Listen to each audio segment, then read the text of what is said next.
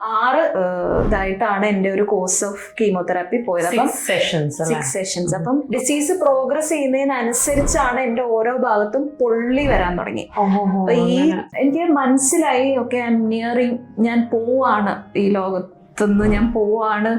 ഞാൻ എന്താ പറയാ, ഡെന്റൽ കോളേജ്, ബാബസിലസ് ഡെന്റൽ കോളേജ് എൻ്റെ ഈ ഒരു ഡിസീസ് സ്റ്റേജിൽ എത്രത്തോളം എന്നെ സപ്പോർട്ട് ചെയ്തിട്ടുണ്ട് എന്നുള്ളത് എൻ്റെ ക്ലോസ് ഫ്രണ്ട്, ഞാൻ പറഞ്ഞ ഇടയ്ക്ക് ഹോസ്പിറ്റലിൽ കൊണ്ടുപോകാൻ വേണ്ടിയിട്ട് വരുന്ന ഒരു ഫ്രണ്ട് ഉണ്ട്. ആള് എന്നെ കുറെ സപ്പോർട്ട് ചെയ്തിട്ടുണ്ട്.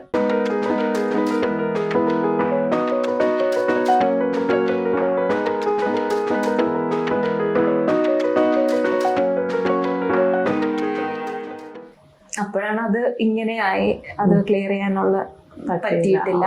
പിന്നെ അതിനുശേഷം ആ ഒരു ടൈമിലാണ് പിന്നെ കുറച്ച് പേഴ്സണൽ പ്രശ്നങ്ങൾ ഇതിൻ്റെ ഇടയിൽ കയറി വരുന്നുണ്ട്. അപ്പം ബ്രദറ് വീട്ടിൽ നിന്ന് പോയി, അച്ഛൻ 2012 റിട്ടയർ ചെയ്ത് വരുന്നുണ്ട്. ആ സമയത്ത് എനിക്ക് അച്ഛൻ ക്ലിനിക്ക് തുടങ്ങാൻ വേണ്ടിയിട്ട് ഒരു 10 lakhs എൻ്റെ പേരിൽ അക്കൗണ്ടിൽ ഇട്ടിട്ടുണ്ടായി. അപ്പം അതിൽ നിന്നും കുറച്ച് എനിക്ക് ട്രീറ്റ്മെൻറ്റിനൊക്കെ വേണ്ടിയിട്ടും എടുത്തിട്ടുണ്ട്. പക്ഷെ കുറച്ച് എമൗണ്ട്, അല്ലെങ്കിൽ അതിൻ്റെ ഒരു 75% അമ്മ ഓരോ ആവശ്യങ്ങൾ പറഞ്ഞ് എൻ്റെ അടുത്തൊന്ന് മേടിച്ചു. പിന്നെ അതിൻ്റെ കൂടെയാണ് ബ്രദറും അവന് അയർലൻഡിലേക്ക് ഒരു ഓഫർ വന്നിട്ടുണ്ട് പറഞ്ഞിട്ട് എന്നോട് മേടിച്ചിട്ടുണ്ട്. അപ്പം ശരിക്കും പറഞ്ഞാൽ അതും തീർന്ന് അങ്ങനെ നിൽക്കും. അങ്ങനെ ഒരു സിറ്റുവേഷൻ ഉണ്ടായിരുന്നു. ബ്രദർ പിന്നെ പോയി, എവിടെയാ പോയെന്നറിയില്ല, എന്താന്നറിയില്ല. JRFന്റെ ഇത് മിസ്സായി കഴിഞ്ഞു. അപ്പൊ അത് കഴിഞ്ഞിട്ട് വീട്ടിൽ പോയി നിൽക്കുവാണ്. വീട്ടിൽ പോയി നിന്നു. അപ്പോ ചേച്ചി ഇപ്പൊ വീട്ടില് നിൽക്കുകയാണ്, അനിയൻ ഇങ്ങനൊക്കെ പോയി. എങ്ങനെ പോയാലും എന്ത് സംഭവിച്ചാലും വീട്ടിൽ നിൽക്കുന്ന ഒരു പെൺകുട്ടിയുടെ ഫസ്റ്റ് ചോദ്യം വരുന്നത് കല്യാണം കഴിക്കുന്നത്. ചേച്ചിക്ക് ആ സമയത്ത് എത്ര വയസ്സാണ് ചേച്ചി വീട്ടിൽ നിൽക്കുന്ന ആ ടൈമില്? 2015 ആണ്. 30 വയസ്സാണ്. 30 വയസ്സ് പറയുമ്പം കല്യാണാലോചനകളൊന്നും ഉണ്ടായിരുന്നില്ലേ? ഇല്ല. എന്നോട് വീട്ടിൽ നിന്ന് ചോദിച്ചു കല്യാണം. അപ്പോൾ ഞാൻ പറഞ്ഞു വേണ്ട എന്നുള്ളത്. കാരണം ഇപ്പം ഞാൻ പല സ്ഥലത്ത് സൂചിപ്പിച്ച ആ ഒരു ക്ലോസ് ഫ്രണ്ട് എന്ന് പറയുന്ന അതൊരു റിലേഷൻഷിപ്പ് പോലെ ആയിരുന്നു.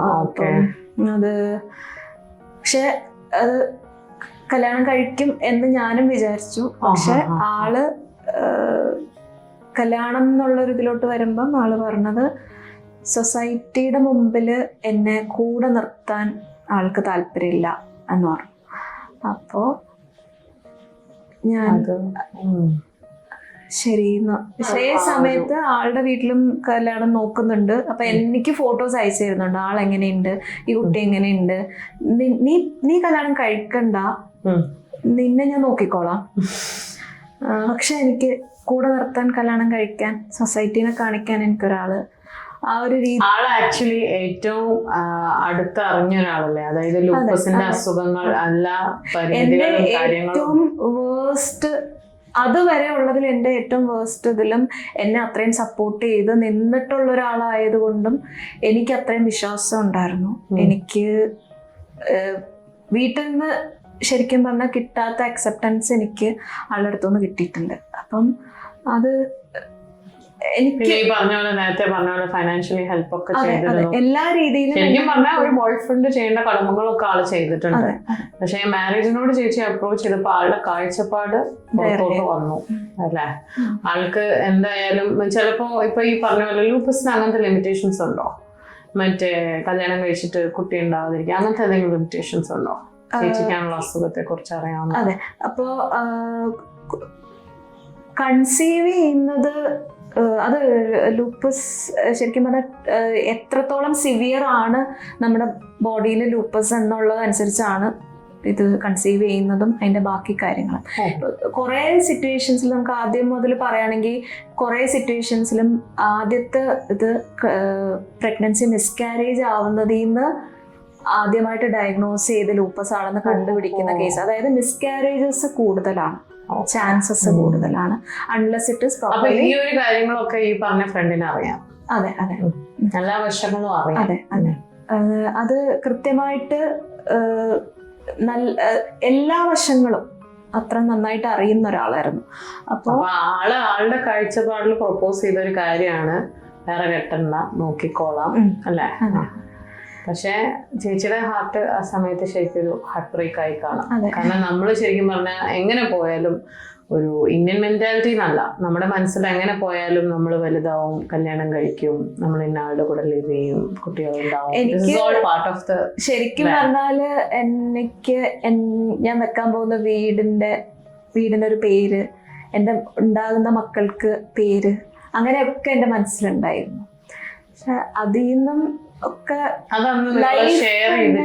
അതെ, ലൈഫ് എന്നെ കൊണ്ടുപോയത് വേറൊരു രീതിയിലാണ്. ടേൺസും ഒക്കെ വേറെ വേറെ രീതിയിലാണ്. ശരിക്കും പറഞ്ഞ ഒരു റിയലി ബാഡ് എക്സ്പീരിയൻസ്. അതെ, ഈ ഒരു അസുഖത്തിന് നമ്മൾ ഇത്രയൊക്കെ പറഞ്ഞിട്ട് ഇതും ഒരു മോശമായ എക്സ്പീരിയൻസ് ആയി, ഈ ഒരൊറ്റ അസുഖം കാരണം. ഓക്കെ, അപ്പൊ നമുക്ക് ഇനി അതിന്റെ പുറത്ത് ഒരുപാട് ഡ്വെൽ ചെയ്യണ്ട. അങ്ങനെ ഒരു സംഭവം ഉണ്ടായി. അപ്പോൾ അതിനുശേഷം ഇപ്പൊ ഈ മാരേജിലോട്ടൊക്കെ പാരന്റ്സ് എന്തായാലും പെസ്റ്റർ ചെയ്തുകൊണ്ടിരിക്കുമല്ലോ, കല്യാണം കഴിക്കുന്നില്ലേ എന്ന് ചോദിക്കുമ്പോൾ ചേച്ചി സമ്മതിച്ചിട്ടുണ്ടോ? എപ്പോഴെങ്കിലും പെണ്ണ് കണ്ടല്ലോ, അങ്ങനെ എന്തെങ്കിലും ഉണ്ടായിട്ടുണ്ടോ? അത് ഞാൻ അതിന് മുന്നേ കുറച്ച് ഇതുണ്ട്. അതായത് ഇപ്പം ഈ ബ്രദർ പോയി എന്ന് പറഞ്ഞ സമയത്ത് ശരിക്കും പറഞ്ഞാൽ എനിക്ക് ആ സമയത്ത് ഒരു ഏർണിംഗ് ഇല്ല. എനിക്ക് വർക്ക് ചെയ്യാം, എനിക്ക് അറിയുന്ന ഒരു ജോലി എന്ന് പറയുന്നത് ഡെന്റിസ്ട്രിയാണ്, എനിക്കത് ചെയ്യാൻ പറ്റുന്നില്ല. അപ്പം എനിക്ക് പാരൻസ് ഉണ്ട്, ഗ്രാൻഡ് മദറും ഉണ്ട്, വീട്ടിലുണ്ട്. അപ്പം ഇവരെ 3 പേരും എൻ്റെ റെസ്പോൺസിബിലിറ്റിയാണ്. അവരെ ടേക്ക് കെയർ ചെയ്യേണ്ടത് ഞാനാണ്. ഇനി ലൈഫ് ലോങ് ഞാനാണ് അവരെ നോക്കേണ്ടതും അവർക്ക് പ്രൊവൈഡ് ചെയ്യേണ്ടതും എന്നുള്ളൊരു ഇത് എന്നെ ഭയങ്കരമായിട്ട് അലട്ടുന്നുണ്ടായിരുന്നു. അപ്പോൾ ആ സമയത്ത് ഞാൻ 1-2 ഫ്രീലാൻസ് വർക്കുകൾ ഞാൻ ചെയ്തു. നമ്മുടെ കോളേജിലെ കമ്മ്യൂണിറ്റി ഡെന്റിസ്ട്രിയുടെ ഡോക്ടർ ജേക്കബ് കുരുവിള സാറ് എനിക്ക് 1-2 ഫ്രീലാൻസ് വർക്കുകൾ തന്ന. സാറ് പബ്ലിക് ഹെൽത്ത് ആണ് ചെയ്തത്. സാറിനോട് ഞാൻ എൻ്റെ കൺസേൺ പറയുന്നുണ്ട്, സാർ എനിക്ക് ഡെന്റിസ്ട്രി പറ്റില്ല, അപ്പം എനിക്ക് പേഷ്യൻ്റ് എക്സ്പോഷർ ഇല്ലാതെ എനിക്ക് പൈസ അല്ലെങ്കിൽ ഏർണിങ് അല്ലെങ്കിൽ എൻ്റെ ലിവിങ് ഇത് എങ്ങനെ, ചിലവുകൾ എങ്ങനെ എനിക്ക് പോകാൻ പറ്റും, എൻ്റെ ട്രീറ്റ്മെൻറ്റ് എങ്ങനെ കവർ ചെയ്യാൻ പറ്റും. സാറാണ് എന്നോട് പറയുന്നത് പബ്ലിക് ഹെൽത്ത് എന്നൊരു ഓപ്ഷൻ എന്തുകൊണ്ട് ചെയ്തുകൂടാ. ഇപ്പം ആ സമയത്ത് കാസർഗോഡ് സെൻട്രൽ യൂണിവേഴ്സിറ്റിയിൽ എൻട്രൻസ് എക്സാമിന് നോട്ടിഫിക്കേഷൻ വന്നിട്ടുണ്ട്. അപ്പൊ എന്നോട് ആ ഒരു ടൈമിൽ ജോയിൻ ചെയ്യുമ്പോൾ ചേച്ചിക്ക് ഒരു 30 years ആണ്. അതെ, 30 years. ചേച്ചിയുടെ ഒപ്പം ജോയിൻ ചെയ്യുന്ന പിള്ളേരെന്ന് പറയുന്നത് അല്ലേ 10 years, എക്സാക്ട്ലി 10 years യങ്ങർ ആണ് എന്റെ 20 years ഉള്ള പിള്ളേര്. അവരൊക്കെ ആയിട്ട് എങ്ങനെയായിരുന്നു സിങ്ക് ആയി? നല്ല രീതിയിൽ സിങ്ക് ആയി. അവരുമായിട്ടൊക്കെ കോണ്ടാക്ട് ഉണ്ട്. അപ്പൊ എനിക്ക് ഒരു അവരുടെ ഒരു ഗ്രൂപ്പ് ഉണ്ടായിരുന്നു. ഒരു കമ്പ്യൂട്ടർ സയൻസിലെ 3 കുട്ടികൾ ഉണ്ടായിരുന്നു. പിന്നെ പബ്ലിക് ഹെൽത്തിലെ തന്നെ ഞങ്ങൾ 3 പേര്. പിന്നെ എല്ലാത്തിനും മുന്നിൽ നിൽക്കുന്ന ഞങ്ങളുടെ വാർഡൻ. അത് ശരിക്കും എനിക്കും ഇപ്പോഴും എന്നെ ഞാൻ വിളിച്ചാല് ഇന്ദുകുട്ടി എന്ന് പറഞ്ഞിട്ട്, ഇപ്പൊ ഞാൻ അവിടുന്ന് 2016-18 അവിടെ കോഴ്സ് കഴിഞ്ഞ് ഇറങ്ങുന്നത്. ഇപ്പോഴും ഒരു അമ്മയുടെ ഇത് എനിക്ക് എന്താ പറയാ, ഒരു കംപ്ലീറ്റ്ലി ഞാൻ ബ്ലാങ്ക് ആയി പോകുമ്പോൾ എനിക്ക് വിളിക്കാൻ പറ്റുന്ന ഒരാളാണ്. ഒരാളെ കിട്ടിയല്ലോ, നല്ല കാര്യം. അപ്പോൾ ആ ഒരു ടൈമിൽ ഇപ്പൊ ഈ പറഞ്ഞ പോലെ യങ്സ്റ്റേഴ്സിന്റെ കൂടെ പഠിക്കുന്നതിന്റെ അതിന്റെ എന്തെങ്കിലും മാറ്റം സ്വന്തം ലൈഫിലോട്ട് കാണുന്ന പെർസ്പെക്റ്റീവ്സിൽ ഉണ്ടായിട്ടുണ്ട്?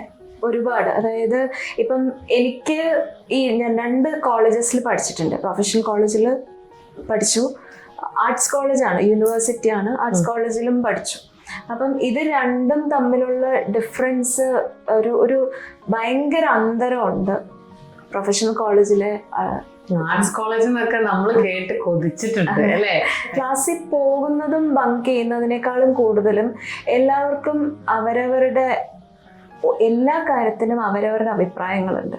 അവരത് വോയിസ് ഔട്ട് ചെയ്യാൻ അവർക്ക് ധൈര്യമുണ്ട്. അപ്പം പ്രൊഫഷണൽ കോളേജസിൽ എങ്ങനെ പോയാലും ഒരു ഡിസിപ്ലിൻ ഉണ്ട്, ഒരു ഡിസിപ്ലിൻ കോഡ് ഓഫ് കണ്ടക്ട് ഉണ്ട്. അത് നമ്മൾ കറക്റ്റ് ആയിട്ട് ഫോളോ ചെയ്യണം. Because you are going to be a doctor. അങ്ങനെയാണ് നമ്മളെ പഠിപ്പിക്കുന്നത്.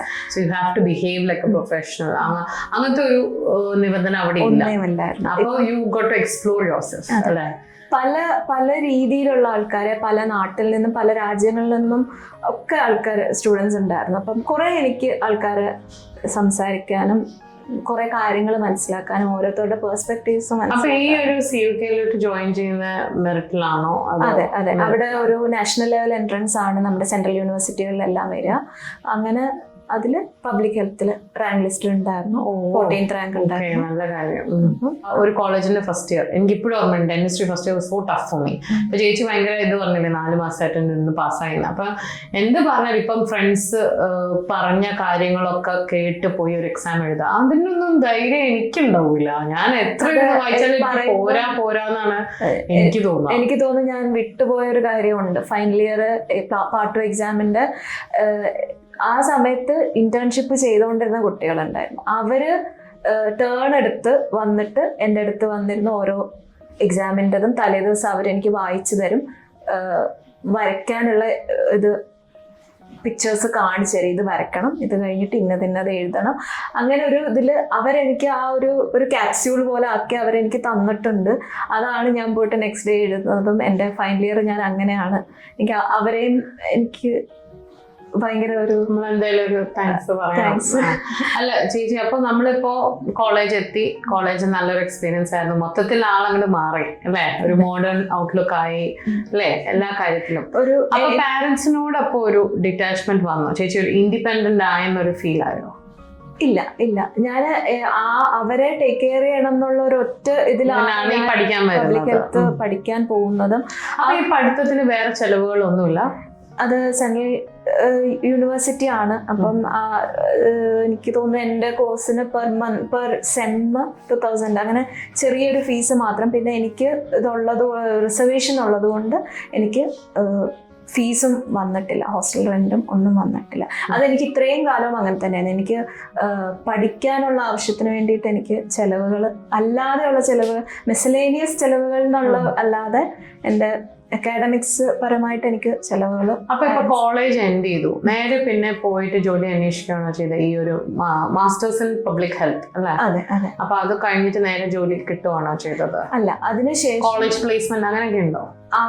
ഞാൻ സെക്കൻഡ് ബാച്ച് ആയിരുന്നു. ആ സമയത്ത് അവിടെ സെൻട്രൽ യൂണിവേഴ്സിറ്റിയിൽ പ്ലേസ്മെന്റ് ഇല്ലായിരുന്നു, പബ്ലിക് ഹെൽത്തിന് ഇല്ലായിരുന്നു. പക്ഷെ ഞാൻ ആ സമയത്ത് ലാസ്റ്റ് ടുവേർഡ്സ് ദ എൻഡ് നമുക്ക് അവിടെ ഫൈനൽ തീസിസ് പ്രസന്റേഷനും അതിന് ആ ഒരു ടൈം വൈവ ആ ടൈമിലാണ് ഞാൻ എൻ്റെ വേറൊരു രീതിയിലേക്ക് എൻ്റെ ലൈഫ് അവിടെ ഒരു ടേൺ എടുക്കുന്നുണ്ട്. എന്ന് പറയുമ്പം ഞാൻ എല്ലാ വർഷവും ഡോക്ടർ ഷെനായി, ഞാൻ കൺസൾട്ട് ചെയ്തുകൊണ്ടിരിക്കുന്ന ഡോക്ടർ പത്മനാഭ ഷെനായി സാറ് എല്ലാ വർഷവും ലൂപ്പസ് ഡേക്ക് ഒരു ഗെറ്റ് ടുഗദർ പോലെ എല്ലാ പേഷ്യൻസിനെയും വിളിച്ചിട്ടൊരു ഗെറ്റ് ടുഗദർ നടത്താറുണ്ട്. അപ്പോൾ അങ്ങനെ ആ വർഷത്തെ ഇതിന് ഞാൻ പോകുമ്പോഴാണ് കുറേ പേഷ്യൻസിനെ ഞാൻ കാണുന്നതും. ആദ്യമായിട്ടാണ് ഞാൻ പോകുന്നത്.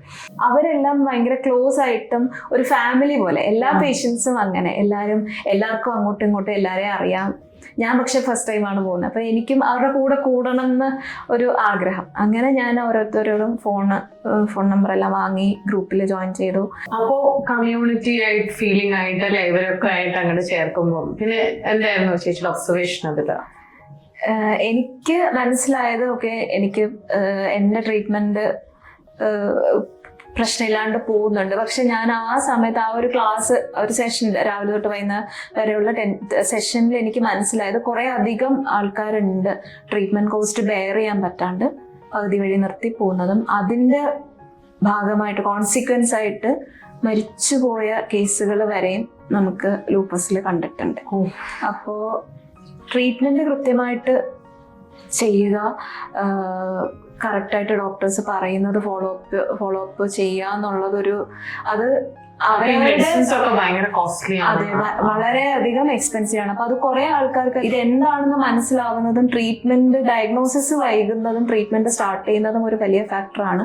അതോടൊപ്പം തന്നെ ഡോക്ടർ പറയുന്ന ട്രീറ്റ്മെന്റ് കറക്റ്റായിട്ട് ഫോളോ ചെയ്യുക എന്നുള്ളതും വലിയൊരു അത് ഫിനാൻഷ്യൽ കൺസ്ട്രെയിൻസ് കാരണം കുറെ ആൾക്കാർക്ക് അത് പറ്റാതെ ഉള്ളതും അവര് ജീവിതത്തിനോട് തന്നെ വിട പറഞ്ഞു പോകുന്ന കുറേ ഇൻസിഡൻസ് നമുക്കത് ഇന്നുണ്ടെന്ന് നമുക്ക് മനസ്സിലാവുന്നതും. അപ്പം ഞാൻ ഈ ലൂപ്പസ് ഉള്ള മറ്റുള്ളവരോട് സംസാരിച്ചതിൽ നിന്നും നമുക്ക് എന്തുകൊണ്ട് അവർക്ക് ബെനിഫിറ്റ് ആവുന്ന രീതിയിൽ നമുക്ക് എന്തെങ്കിലും ചെയ്യാൻ പറ്റുമോ. അപ്പം ആദ്യമാണ് ഈ ട്രസ്റ്റ് എന്നുള്ളൊരു ഇത് അവിടുന്ന് തുടങ്ങാം. ഏത് ലൂപ്പസ്? ലൂപ്പസ് ട്രസ്റ്റ് ഇന്ത്യ എന്ന് പറയുന്ന, അപ്പം അതിന്റെ അതൊരു സൈറ്റ് ഞാൻ കണ്ടിട്ടുണ്ട്. ലൂപ്പസിനെ കുറിച്ച് നമ്മളിപ്പോ അന്വേഷിക്കുമ്പോ എന്തായാലും കാണുന്ന ഒരു സൈറ്റ് ആണ് അത്. ചേച്ചി ഹെൽപ്പ് ഫൗണ്ട് ചെയ്തതാണ്, പക്ഷെ അതിനകത്ത് അങ്ങനൊന്നും കണ്ടിട്ടില്ലല്ലോ അല്ലെ? ഇല്ല. അത് ഞാന് ഏത് വർഷത്തിലാണ് ഇത് വന്നത്? 2018 2018 ഇത് തുടങ്ങി. 2018 ഡിസംബറിൽ ട്രസ്റ്റ് രജിസ്റ്റർ ചെയ്തു. അപ്പം കുറെ നമ്മള് കുറച്ച് പേഷ്യൻസിനൊക്കെ നമുക്ക് ഫിനാൻഷ്യലി ഹെൽപ്പ് ചെയ്യാൻ പറ്റിയിട്ടുണ്ട്. കുറെ അധികം ആൾക്കാരെ നമുക്ക് സൈക്കോളജിക്കലി മെന്റലി നമുക്ക് സപ്പോർട്ട് ചെയ്യാൻ പറ്റിയിട്ടുണ്ട്. നമ്മള് രാവ് പകലില്ലാണ്ട് അതിന് വേണ്ടിയിട്ട് കുറെ. വലിയൊരു അച്ചീവ്മെന്റ് ആണ് ഇത്രയും വലിയ ഒരു ഫൗണ്ടേഷൻ അല്ലെ, ഒരു ട്രസ്റ്റ് ഉണ്ടാക്കാൻ സഹായിച്ച ഒരു ഫൗണ്ടിങ് മെമ്പറിനൊക്കെ അല്ലെ. അപ്പോ അടിപൊളി. അങ്ങനത്തെ ഒരു സാധനത്തിൽ ഇങ്ങനെ കേറി. പക്ഷെ അതിൽ തന്നെ കണ്ടിന്യൂ ചെയ്യണം, അത് വേറെ ജോലി നോക്കുകയാണ്? വേറെ ജോലി നോക്കി. കാരണം ഇത് നമുക്ക് ട്രസ്റ്റിൽ നിൽക്കുന്ന ഒരു ബോർഡ് ഓഫ് ട്രസ്റ്റീസിന് ആർക്കും ഇതിൽ നിന്ന് ബെനിഫിറ്റ് എടുക്കാൻ പറ്റില്ല. ആ രീതിയിലാണ് നമ്മുടെ ട്രസ്റ്റിന്റെ ഇത് അങ്ങനെയാണ്, വർക്കിംഗ് അങ്ങനെയാണ്. അപ്പം എനിക്ക് എന്തായാലും എൻ്റെ രീതിയിലുള്ള ഏർണിങ്സ് ഉണ്ടെങ്കിലാണ് എനിക്ക് സർവൈവ് ചെയ്യാൻ പറ്റുള്ളൂ. അതിനുവേണ്ടി ഞാൻ അങ്ങനെ എനിക്ക് ആ സമയത്ത് പബ്ലിക് ഹെൽത്ത് എന്ന രീതിയിൽ എനിക്ക് ഒരു ജോബ് ആദ്യമായിട്ട് വരുന്നതും ആ സമയത്ത് നല്ലൊരു എനിക്ക് തോന്നുന്നു എൻ്റെ ഇത്രയും കാലത്തെ സ്ട്രഗിൾസിനും ഒരു ആൻസർ പോലെ ആയിരുന്നു. നല്ലൊരു പേ ഉള്ള ഒരു ജോബാണ്, കുഴപ്പമില്ലാണ്ട് പോകുന്നുണ്ട്. ലൂപ്പസ് സത്യം പറഞ്ഞാൽ ഒരു മെഡിസിൻ ഒക്കെ കഴിഞ്ഞ് നമുക്ക് റെഗുലേറ്റ് ചെയ്യാൻ പറ്റുന്ന ഒരു സ്റ്റേജ് ആയിട്ട് നിൽക്കുകയാണ്. അതെ, 2016 മുതൽ ശരിക്കും പറഞ്ഞാൽ ഞാൻ മെയിൻ്റനൻസ് ഫേസിൽ പൊക്കോണ്ടിരിക്കുന്നതാണ്. എൻ്റെ ബ്ലഡ് റിപ്പോർട്ട്സ് എല്ലാം വളരെ നോർമൽ ആയിരുന്നു. അപ്പം ഇടയ്ക്കിടയ്ക്ക് ചെക്കപ്പ് ചെയ്യണം. അതെ, 6 months കൂടുമ്പോൾ നമ്മൾ മോണിറ്റർ ചെയ്തുകൊണ്ടേ ഇരിക്കണം. ഓക്കെ. പിന്നെ അപ്പോ ആ ഒരു ജോലി കുഴപ്പമില്ലാതെ അങ്ങോട്ട് മുന്നോട്ട്. അതെ, അതിനുശേഷം അവിടെ അതൊരു പ്രോജക്റ്റ് ആയിരുന്നു. പ്രോജക്റ്റിന് ശേഷം അതേ ഇൻസ്റ്റിറ്റ്യൂഷനിൽ തന്നെ ഞാൻ കയറി പെർമനന്റ് സ്റ്റാഫ് ആയിട്ട്. പക്ഷെ ആ ഒരു 1 year പ്രൊബേഷൻ പീരീഡിലും കുറച്ച് പുതിയ അസുഖങ്ങൾ വരാൻ തുടങ്ങി. അതിന്റെ സിംറ്റംസ് വരാൻ തുടങ്ങിയത് അതൊരു മേ ബി അത് ഇപ്പം കറന്റ്ലി ഞാൻ എത്തി നിൽക്കുന്നത് ഒരു 30+ അസുഖങ്ങൾ ഡയഗ്നോസ്ഡ് ആയിട്ട്. അതായത് മൊത്തം ഇതുവരെ ലൂപ്പസ് സ്റ്റാർട്ട് ചെയ്ത അന്ന് തൊട്ട് ഇന്ന് എടുത്ത് നോക്കുകയാണെങ്കിൽ 30+ ഡയഗ്നോസിസ്. അതെ, ഇതൊരു സംഭവമാണല്ലോ അല്ലേ? അതെ. അപ്പോ അങ്ങനെ പലതരത്തിലുള്ള അസുഖങ്ങൾ ബാക്ക് ടു ബാക്ക് ഞാൻ ഡയഗ്നോസ്ഡ് ആയിക്കോട്ടെ. ഇപ്പം ഞാൻ ഡയഗ്നോസ്ഡ് ആയി, ട്രീറ്റ്മെന്റ് സ്റ്റാർട്ട് ചെയ്തു, ഡിസ്ചാർജ് ആയി, വീട്ടിൽ വന്നു.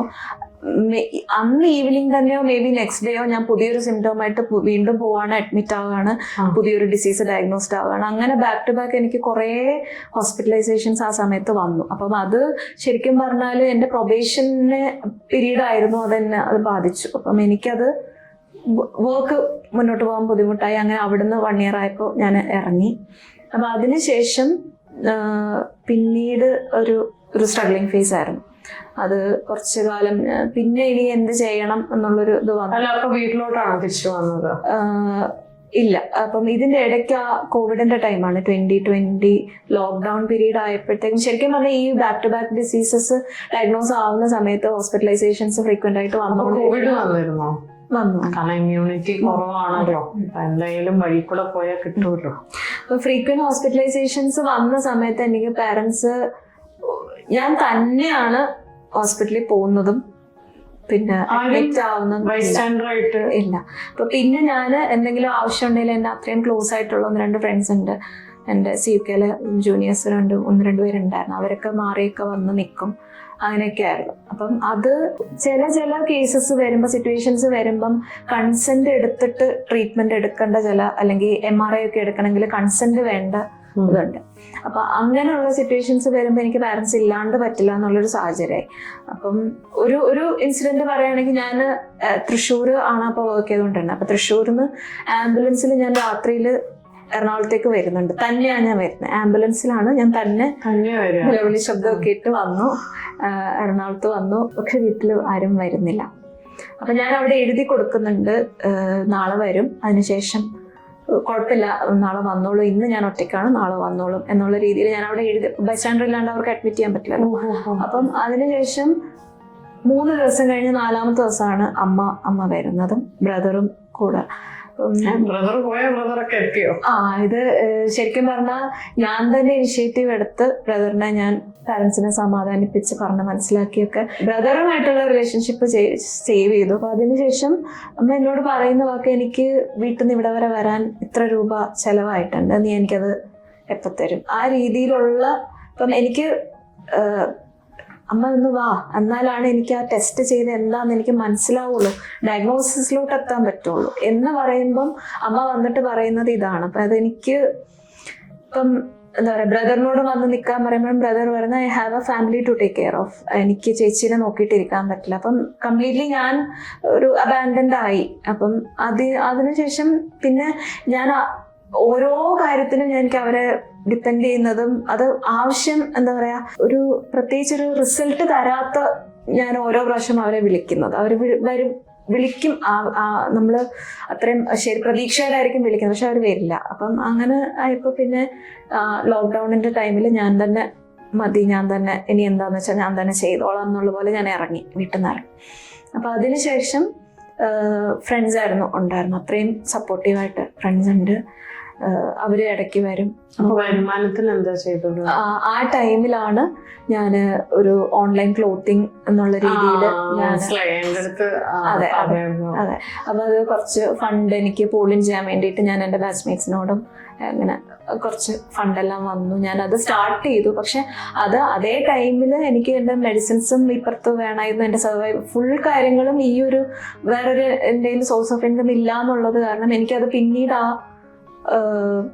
ബിസിനസ് എനിക്ക് അപ്പൊ ഈ ട്രസ്റ്റും അതും എല്ലാം കൊണ്ട് കൊണ്ടുനടക്കാൻ പറ്റില്ല. ആ ഒരു ടൈമിൽ എനിക്ക് ചെയ്യുന്നുണ്ട്, പ്രശ്നം ഉണ്ടായിരുന്നില്ല. പക്ഷെ ഞാൻ എറണാകുളത്ത് തന്നെയാണ്, എന്തെങ്കിലും ആവശ്യം ഉണ്ടെങ്കിൽ ഐ എം അവൈലബിൾ എന്നുള്ളൊരു ഇതിലാണ് ഞാൻ അതിൽ തന്നെ ഉണ്ടായിരുന്നു. പക്ഷെ പിന്നീട് ഒരു ഒട്ടും പറ്റാതെ ആയ ടൈമിൽ ഇരിക്കുമ്പോഴാണ് ബ്രദർ എന്നെ രണ്ടാമതും വീട്ടിലേക്ക് വിളിക്കുന്നുണ്ട്, പോട്ടെ സാരമില്ല, അപ്പോൾ നമുക്ക് ശരിയാവാം, ചേച്ചി ഇങ്ങ് പോരെ എന്നൊക്കെ പറഞ്ഞിട്ട് വിളിച്ചു. അപ്പം ഞാൻ അത്രയും ഓക്കെ, അറ്റ്ലീസ്റ്റ് അവർ ഇപ്പോഴെങ്കിലും എന്നെ മനസ്സിലാക്കുന്നുണ്ടല്ലോ എന്നുള്ളൊരു ഇതിൽ ഞാൻ തിരിച്ച് അത്രയും സന്തോഷമായിട്ടാണ് ഞാൻ തിരിച്ചു പോകുന്നത്.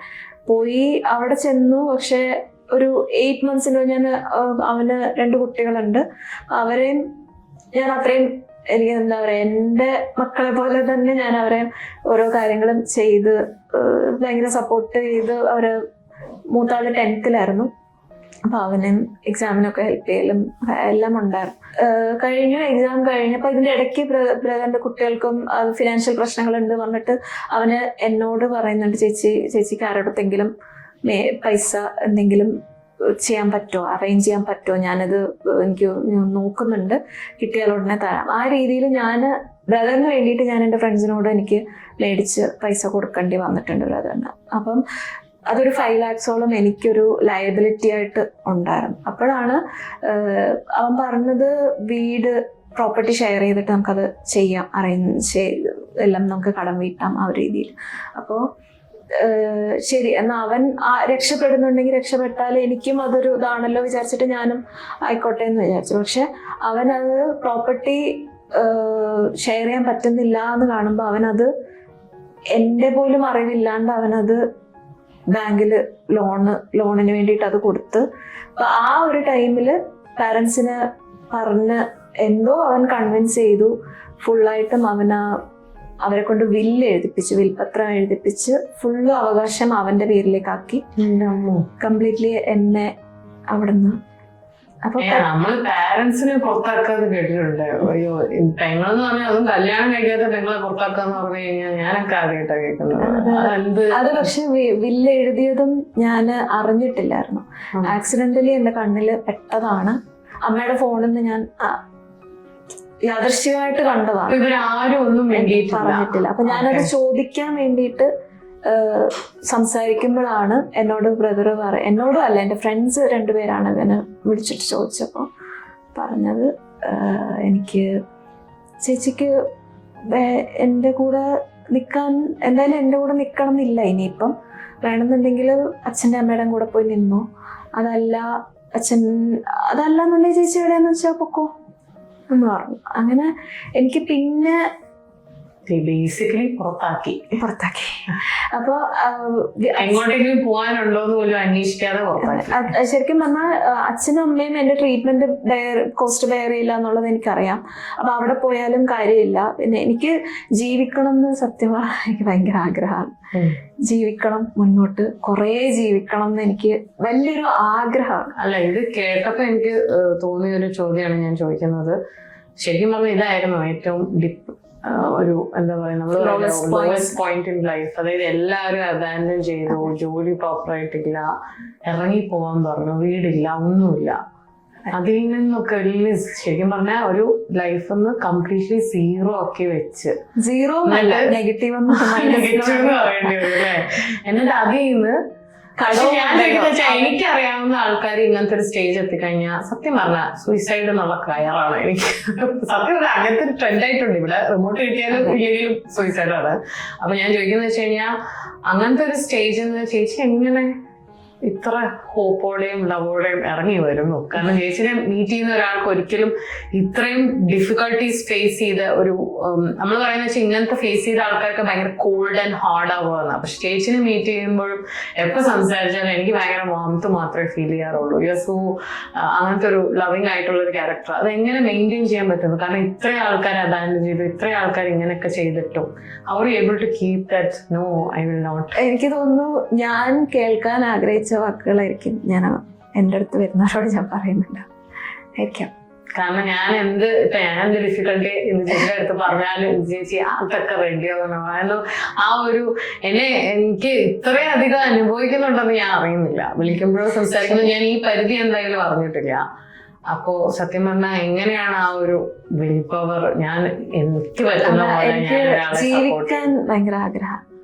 അത് മതി ചേച്ചി. ചേച്ചി സൂപ്പറാണ്, ചേച്ചി അടിപൊളിയാണ്. ചേച്ചി എന്തായാലും അങ്ങനെ ഒരു നല്ല. അതിനുശേഷം വീട്ടിൽ നിന്ന് ഇറങ്ങി ഞാൻ പോകുന്നത് ഒരു കമ്മ്യൂണിറ്റി ലിവിംഗ് ഉള്ള കുറെ ആൾക്കാർ താമസിക്കുന്ന ഒരു സ്ഥലത്താണ്. അതെവിടെ? കൊച്ചിയിലാ? അതെ. അപ്പോ അതെങ്ങനെ അറിഞ്ഞു ചെന്നതാണ്? ഞാൻ അത് എന്റെ ഫ്രണ്ട്സ് പറഞ്ഞിട്ട് അങ്ങനെ ഞാൻ പിന്നെ അവിടെയാ ചെല്ലുന്നത്. അപ്പോ അത് ഗവൺമെന്റ് അല്ല, അതൊരു ട്രസ്റ്റിന്റെ ആണ്. അപ്പൊ അവിടെ ശരിക്കും പറഞ്ഞാൽ മാർജിനലൈസ്ഡ് ആയിട്ടുള്ള അല്ലെങ്കിൽ ഉപേക്ഷിക്കപ്പെട്ട കുറെ ആൾക്കാരുണ്ട് അവിടെ. അങ്ങനെയുള്ളൊരു സ്ഥലത്താണ് ഞാൻ അതൊരു 2 മാസം ഞാൻ അവിടെ നിന്നു. പക്ഷെ അതും ഈ കുറച്ച് ആ ട്രസ്റ്റിലുള്ള ആൾക്കാരത് പല രീതിയിൽ ഇപ്പം ചോദിക്കാനും പറയാനും ആൾക്കാരില്ല എന്ന് പറയുന്ന ആൾക്കാരെ അല്ലെങ്കിൽ ഒരു മാർജിനലൈസ്ഡ് ആയിട്ടുള്ള ആൾക്കാരെ എപ്പോഴും എക്സ്പ്ലോയിറ്റ് ചെയ്യാൻ ഇപ്പുറത്ത് സൈഡിൽ കുറെ ആൾക്കാരുണ്ടാവും. അപ്പം അങ്ങനെ ഒരു എക്സ്പ്ലോയിറ്റേഷൻ ഉള്ളൊരു ഇത് വരുമ്പം എനിക്ക് you didn't feel safe there. No. And I had to ഒരു ഓപ്ഷൻ കണ്ടുപിടിക്കാൻ നോക്കി. അപ്പൊ ഞാൻ അങ്ങനെ ഞാനൊരു അത്രയും നമ്മൾ എന്താ പറയാ ഒരു ഡെസ്പറേറ്റ് ആയിട്ട് കണ്ടുപിടിച്ചൊരു ജോബാണ് കണ്ണൂര്. അത് മോണിറ്ററിംഗ് ആൻഡ് ഇവാലുവേഷൻ കൺസൾട്ടന്റ് ആയിട്ടാണ് ഹെൽത്ത് ഡിപ്പാർട്ട്മെന്റിൽ തന്നെ, നാഷണൽ ഹെൽത്ത് മിഷന്റെ. അപ്പൊ സത്യം പറഞ്ഞാൽ ചേച്ചിക്ക് ആ ജോലി കിട്ടുമ്പോൾ ചേച്ചിയുടെ മുന്നില് ചേച്ചിയുടെ ക്ലോത്തിങ് സ്റ്റോറിന്റെ കടങ്ങൾ, പിന്നെ ബ്രദറിന്റെ പേരും പറഞ്ഞ് ഫ്രണ്ട്സിന്റെ മേടിച്ച കടങ്ങൾ, ഇതൊന്നും ആരും ഹെൽപ്പ് ചെയ്തിട്ടില്ല. പിന്നെ അതേപോലെ എന്റെ ട്രീറ്റ്മെന്റിന്റെ ചെലവ്, എന്റെ സ്വന്തം ചെലവുകൾ, അല്ലാതെയുള്ള ചെലവുകളുണ്ട്. ജീവിക്കണ്ടേ? പക്ഷെ അത് ഏറ്റവും മിനിമം സാലറിയിലാണ് ഞാൻ അവിടെ കയറുന്നത്. പക്ഷെ എനിക്ക് ജീവിക്കണം മാത്രമേ ആഗ്രഹം ഉണ്ടായിരുന്നു. ആഗ്രഹമാണ്, വാശിയല്ല, ആഗ്രഹമായിരുന്നു ജീവിക്കണം. അപ്പം എനിക്ക് കുറെ കാര്യങ്ങൾ ചെയ്യാനുണ്ട്, കുറെ സ്ഥലങ്ങൾ കാണാനുണ്ട്. അതാ ചേച്ചിക്ക് ഞാൻ ചോദിക്കാൻ നിൽക്കുക. കാരണം ഇങ്ങനത്തെ ഒരു എപ്പിസോഡാകുമ്പോൾ നമ്മള് എങ്ങനെയുണ്ടായിരുന്നു, എന്തൊക്കെയാണ് ചെയ്യാൻ ഇഷ്ടം എന്നൊരു ചോദിക്കുന്നൊരു ശരിയല്ലല്ലോ. പക്ഷെ എനിക്ക് ചോദിക്കാനുള്ള ഒരു കാര്യം എന്ന് വെച്ച് കഴിഞ്ഞാൽ, നമ്മുടെ ലൈഫിൽ നമുക്ക് കിട്ടുന്ന ഒരു ഹാപ്പിനെസ് എന്ന് പറയുന്നത് നമ്മുടെ എല്ലാവരുടെയും ഉള്ളിലെ പാഷൻ ഫോളോ ചെയ്യുക, ഹോബി, ഡാൻസ്, മ്യൂസിക്. അപ്പൊ ചേച്ചിക്ക് എന്തായിരുന്നു ഇപ്പൊ ഇങ്ങനത്തെ ഒരു ബാഡ് കാര്യങ്ങളൊക്കെ വരുമ്പോൾ എന്തായാലും ചേച്ചി ആ ശൂന്യതയിൽ പോയി നിൽക്കുമ്പോൾ ചേച്ചി അങ്ങനെ ഭയങ്കര ഡിപ്രസ്ഡ് ആകുമ്പോൾ ചേച്ചി എന്താ ചെയ്യുക? പാട്ട് കേൾക്കലാണോ, എവിടെയെങ്കിലും പോവാലാണോ, വിസിറ്റ് ചെയ്യലാണോ? What was your making me happy to live life എന്ന ഒരു ഫീലിംഗ് തരുന്ന എന്തായിരുന്നു ചേച്ചി? എന്തായിരുന്നു ചെയ്തുകൊണ്ടിരുന്നത്? ഞാൻ ഭയങ്കര ബ്ലാങ്ക് ആയിപ്പോയ കുറച്ച് സമയങ്ങളായിരുന്നു അത്. മെഡിറ്റേഷൻ എന്നെ ഒരു പരിധിയിലധികം എനിക്ക് ഹെൽപ്പ് ചെയ്തിട്ടുണ്ട്. 2 ടൈപ്പ് ഓഫ് മെഡിറ്റേഷൻ ഞാൻ ചെയ്തിട്ടുണ്ട്, അറ്റൻഡ് ചെയ്തിട്ടുണ്ട്, പഠിച്ചിട്ടുണ്ട്. അപ്പോൾ അത് രീതിയിൽ അതൊരു ഭയങ്കര ഒരു ഇതാണ്. പക്ഷെ കണ്ണൂർ എത്തിയിട്ടും ദ ഫീലിംഗ് ഓഫ് ഇൻസെക്യൂരിറ്റി, എങ്ങും നമ്മൾ സേഫ് അല്ല, being sick, being unmarried, being a woman, അതൊക്കെ എൻ്റെ വൾണറബിലിറ്റീസ് ആണ്. അപ്പം ശ്വാസം പോലും ശ്വസിക്കാൻ മറന്നു പോയിട്ട് കുറേ സമയം ഇങ്ങനെ ഇരിക്കുന്ന ഒരു സിറ്റുവേഷൻസ് ഉണ്ടായിട്ട് പിന്നെ ഞാൻ ശ്വാസം എടുക്കുന്നില്ല, അങ്ങനെ തിരിച്ച് ചിന്തയിൽ നിന്ന് മാറി വരുന്ന ഒരു ഷോക്കായിട്ട്, ട്രോമാറ്റിക് ആയിട്ട് കുറേ കാലം ഉണ്ടായിരുന്നു. എനിക്ക് ഫോട്ടോസ് എടുക്കാൻ ഇഷ്ടമാണ്. അത് ഫോട്ടോഗ്രാഫി പറയുമ്പോൾ ഇമോഷൻസ് ആണ് ക്യാപ്ചർ ചെയ്യാൻ എനിക്കിഷ്ടം. പിന്നെ യാത്ര ചെയ്യാൻ ഇഷ്ടമാണ്, പാട്ട് കേൾക്കാൻ ഇഷ്ടമാണ്, പെയിന്റ് ചെയ്യാൻ ഇഷ്ടമാണ്. അപ്പൊ ഈ ഒരു പെയിന്റിങ് എവിടെയെങ്കിലും എന്തെങ്കിലും അങ്ങനെ വലിയ സംഭവങ്ങളൊക്കെ ആയിട്ടുണ്ടോ? ഇല്ല, അങ്ങനെയൊന്നും. ഫോട്ടോഗ്രാഫി എന്തായാലും അടിപൊളിയാണെന്ന് എനിക്കറിയാം. ഞാൻ ചേച്ചിയോട് പറഞ്ഞിട്ടുണ്ടെങ്കിൽ ചേച്ചിയുടെ ആംഗിൾ ഭയങ്കര ഇഷ്ടമാണെന്ന് ഞാൻ പറഞ്ഞിട്ടുണ്ട്.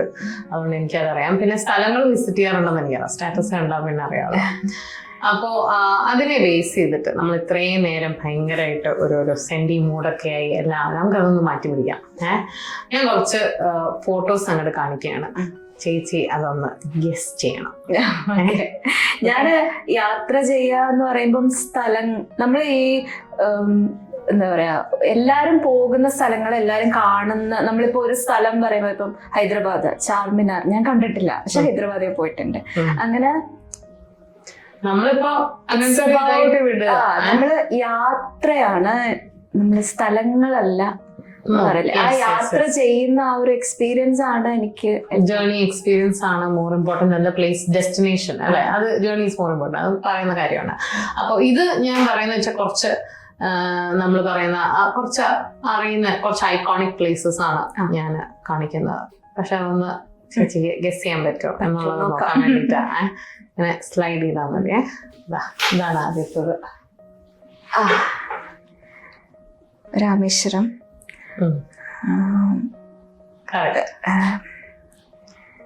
ഇത് ഇവിടെ Ajanta yellow. Okay, Golden Temple.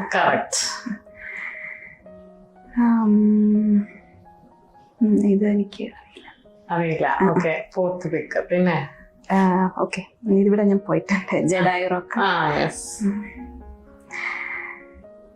ഇത് ഹംപി. അപ്പോ സത്യം പറഞ്ഞ ഒരു സ്ഥലമാണ് കിട്ടാത്തത്. അപ്പോ ലാസ്റ്റ് ആയിട്ട് എനിക്ക് ചോദിക്കാനുള്ള, നമ്മള് ഈ കണ്ടുകൊണ്ടിരിക്കുന്ന ഡിയർ വ്യൂവേഴ്സ്, ഇത്ര പേര് ഇരുന്ന് ഫുൾ എപ്പിസോഡ്സ് നമ്മളെ കണ്ട വ്യൂവേഴ്സിനോട് പറയാനുള്ള എന്തെങ്കിലും ചേച്ചിക്ക് പറയാനുണ്ടോ? ഇതിപ്പം നമ്മുടെ ഇപ്പോൾ എയ്ഡ്സിലൊരു സ്റ്റിഗ്മ സറൗണ്ട് ചെയ്യുന്നുണ്ട്, ഇങ്ങനെ ഒരു സാധനം പകരും, നമ്മൾ എയ്ഡ്സ് ഉള്ള ആളുടെ കൂടെ നിൽക്കാൻ പാടില്ല, അതൊക്കെ മണ്ടത്തരങ്ങളാണ്. ഇപ്പൊ കുറച്ചും കൂടെ മൂവീസ് വഴി എല്ലാവർക്കും കുറച്ചും കൂടെ അറിയാൻ തുടങ്ങി അതത്ര ഡേഞ്ചറസ് അല്ല എന്നുള്ളത്, അതിന്റെ പകരുന്ന രീതി അങ്ങനെയൊക്കെ. അപ്പൊ ഈ ലൂപ്പസിന് അങ്ങനത്തെ എന്തെങ്കിലും സ്റ്റിഗ്മ ഉണ്ടോ? ഇപ്പൊ ചേച്ചി ഇങ്ങനെ ലൂപ്പസ് എന്ന് പറയുമ്പോൾ ആരെങ്കിലും 2 സ്റ്റെപ്പ് ബാക്കോട്ട് ചാടിയിട്ടുണ്ടോ? ഇല്ല, അത് വളരെ വിരലിൽ എണ്ണാവുന്ന ആൾക്കാരാണ് അതൊരു പകരുന്ന അസുഖമാണോ എന്ന് എന്നോട് ചോദിച്ചിട്ടുള്ളൂ.